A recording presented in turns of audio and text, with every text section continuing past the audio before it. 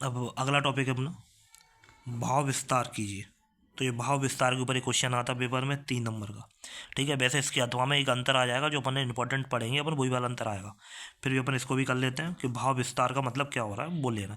तो यहाँ पे एक क्वेश्चन ले लिया, ऐसे क्वेश्चन आएगा पेपर में कि बैर क्रोध का अचार या मुरब्बा है, मतलब जो बैर है वो क्रोध का अचार या मुरब्बा है, इसका भाव विस्तार करो, मतलब अर्थ बताओ।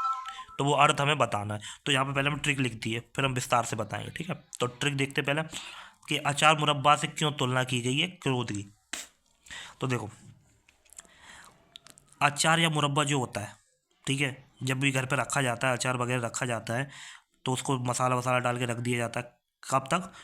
बहुत दिनों तक, या बोलो कुछ दिनों तक रख दिया जाता है। कुछ समय के लिए रख दिया जाएगा, कुछ समय के बाद वो पक जाएगा, मतलब कैसा हो जाएगा, खाने योग्य हो जाएगा, मतलब स्वादिष्ट लगने लगेगा। ठीक है, सेम उसी प्रकार के बैर और क्रोध होते हैं। कैसे होते हैं?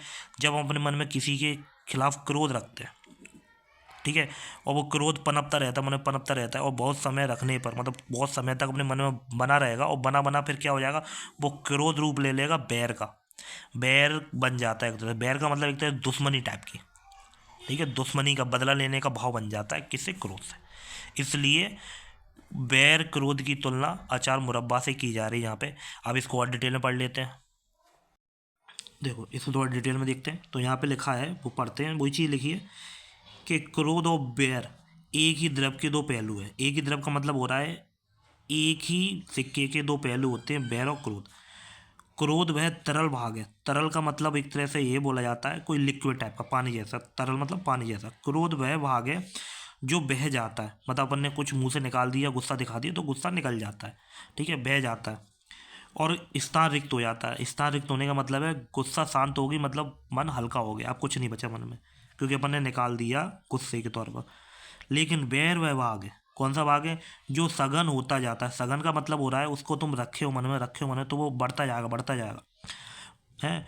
और स्थान घेरे रहता है, और एक स्थान घेरे रहेगा मन में गुस्से वाला।